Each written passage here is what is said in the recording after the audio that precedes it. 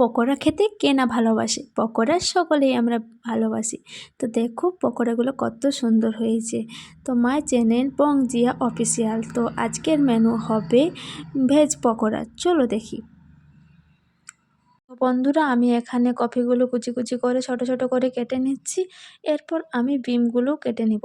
তো দেখো এখানে আমি কফি কাটা হয়ে গেছে, এবার বিমগুলো কেটে নিচ্ছি আমি ছোট ছোট করে। তো তোমরাও এভাবে ছোট ছোট করে কাটার চেষ্টা করবে। তো এবার ক্যাপসিকামও আমি কেটে নেব। তো দেখো আমি ক্যাপসিকামগুলো ওরকম বিমের মতো ছোট ছোট করে কেটে নিচ্ছি, যেহেতু পকোড়াতে দেব। তো দেখো এরপর আমাকে গাজর দিতে হবে। তো গাজরগুলি কুচি কুচি করে নিচ্ছি। তো তোমরা পারলে এরকম কুচি কুচি করার চেষ্টা করবে বা ছোট ছোট কেটে নিবে। তারপরে অবশেষে পেঁয়াজ কাটা। তো দেখো আমার পেঁয়াজগুলো কাটা হয়েই গেল। তো এখানে আমার যেটা লাগছে, তো দেখো আমি সব কটা তোমাদেরকে দেখাচ্ছি। এখানে পেঁয়াজ কুচি, ধনে পাতা কুচি, তারপরে কফি কুচি, তারপরে বিম সব কটা আমি নিয়ে নিয়েছি। তো দেখো এক এক করে আমি এখানে ঢেলে দিচ্ছি। তো দেখো এখন আমি ক্যাপসিকামগুলো দিয়ে দিচ্ছি, তারপরে আমি গাজর কুচিগুলো দিয়ে দিচ্ছি। তো সব কটা এরপরে আমি একসাথে মিশিয়ে নেব। চলো ধনে পাতা আর তোমরা সব কিছু মিশিয়ে নিবে। ধনে পাতা দিলে পকোড়ার স্বাদ খুব সুন্দর হয়, তাই দিচ্ছি। এবার আমি পরিমাণ মতো লবণ দেব আর পরিমাণ মতো হলুদ দিয়ে দেব। তো তোমরা তোমার পরিমাণ মতো ইউজ করবে। এরপরে আমি হাফ চামচ টেবিল ধনে গুঁড়ো দিয়ে দেব আর হাফ চামচ জিরে গুঁড়ো দিয়ে দেব। এখানে আমি 1 চামচ ভিনিগার দিয়ে দিলাম। এরপর আমি ভিনিগার 1 চামচ দিয়ে দিলাম।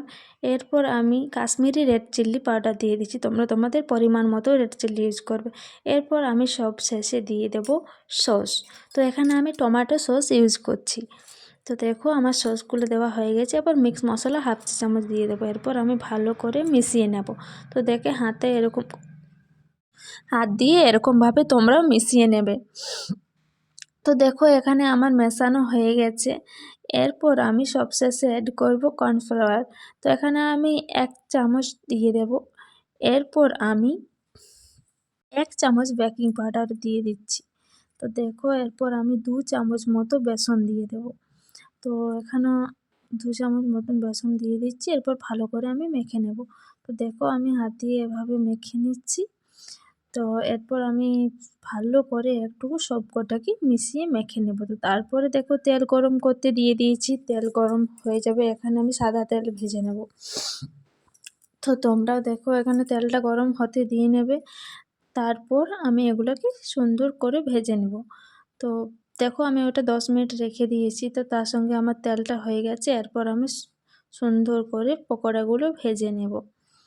যেহেতু এগুলো সবজি পকোড়া, তাই একটু বেশিক্ষণ ধরে ভেজে নিতে হবে। তো দেখো এরকম লাল লাল যখন হয়ে যাবে, তখন তোমরা উল্টে পাল্টে সবকটাকে লাল লাল করে নেবে। তো লাল লাল হয়ে যাওয়ার পর বুঝে নিতে হবে যে সবজিগুলো সিদ্ধ হয়ে গেছে। তো এরপর তোমরা তুলে নিতে হবে। তো দেখো এরকমভাবে এক এক করে তুলে নিতে হবে, যাতে না ভেঙে যায় পকোড়াগুলো। তো আমিও এরকমভাবে তুলে নিচ্ছি। দেখো তোমরা দেখলেই বুঝতে পারবে খুব সুন্দরভাবে আমার তোলা হয়ে গেছে। চলো তোমাদেরকে দেখাচ্ছি কত সুন্দর এই পকোড়াগুলো হয়েছে, দেখলেই জিভে জল আসে।